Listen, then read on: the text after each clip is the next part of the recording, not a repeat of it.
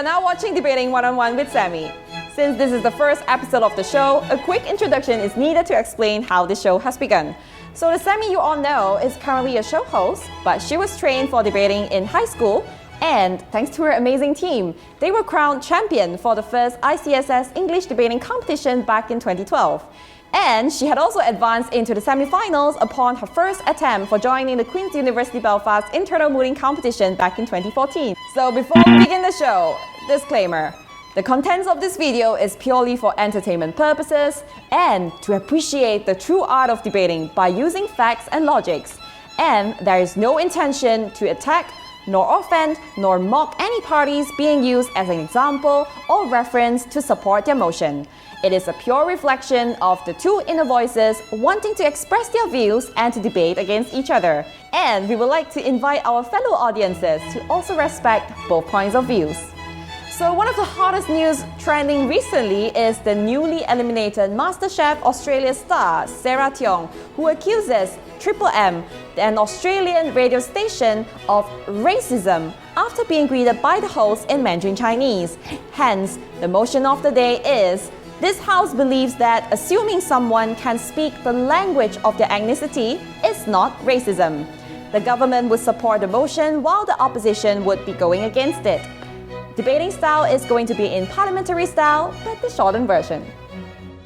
Good morning, ladies and gentlemen, and the government believes that assuming someone can speak the language of their ethnicity is not racism. And in order for the opposition to prove that, they need to prove the elements defined by the authorities on the definition of racism.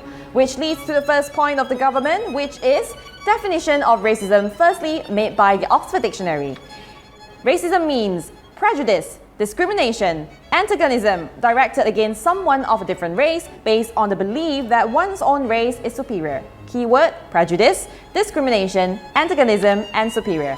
Second definition, based on the Oxford Advanced Learners Dictionary, racism means an unfair treatment or violent behavior directed against people who belong to a different race and think that they are better than others. And the third definition, by Oxford reference, where racism means a devaluation of various traits or refusal to recognize their rights, their needs, and dignity. From these definitions, we lead to two levels to support point number one. On the first level, looking at the actions of the Australian radio station. On the facts, the Australian radio host has merely greeted her in a language that they think what her ethnicity is. There is no indication of which race is more superior or inferior in the sentence, as the actual words they used was "lei hou ma" and "ni hao ma", which means "how are you" in the respective languages, which are common dialects among the Chinese as well. POIs, please. Well, you had just mentioned what they think their ethnicity is. Don't you think greeting someone else in a language that they may not understand just based on their skin color is rude? Well, it is universal that any kind of culture would have taught us to greet someone else by saying "how are you" or "how do you do" in their mother tongue. And my question to the opposition is, how does practicing basic manners and courtesy constitute of being rude to others? That is even more far-fetched to say is racism, as there's no prejudice, no discrimination or antagonism in a greeting by saying "how are you," unless they had greeted her in a foul language or vulgar words which are not supposed to be used as a greeting. But based on the facts, it is not. It is just mainly "how are you?"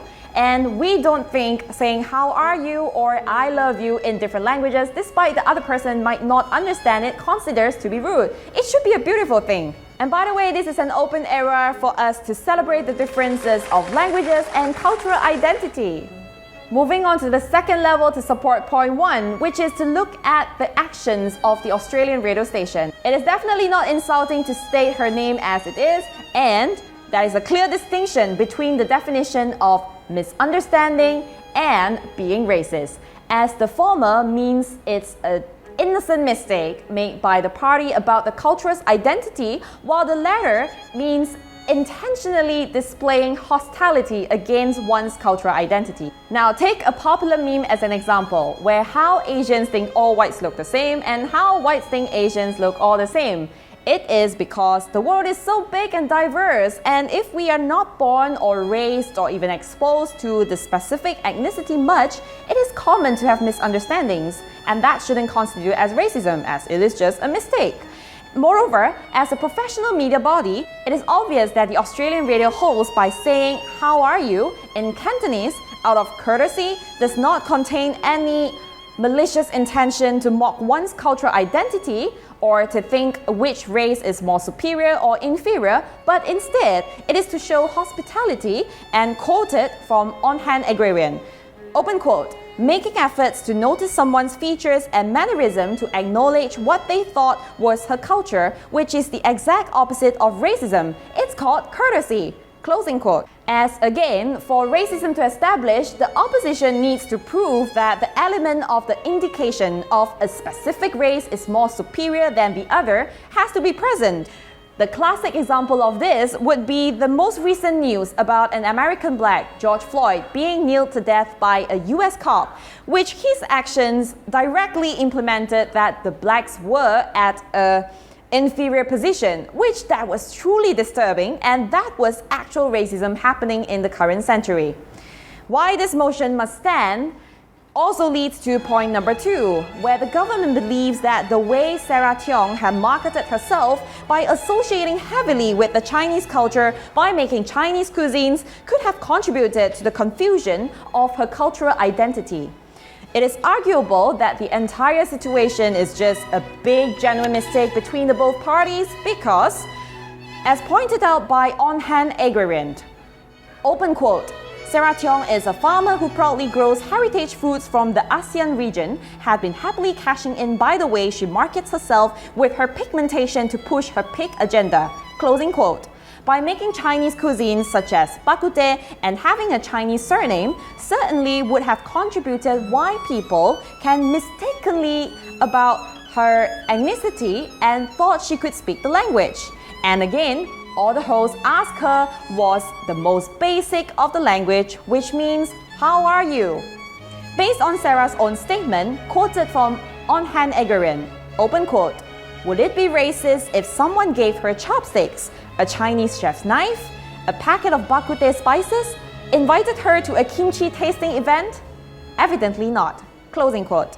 And with that, the government has one last question to pose to the opposition.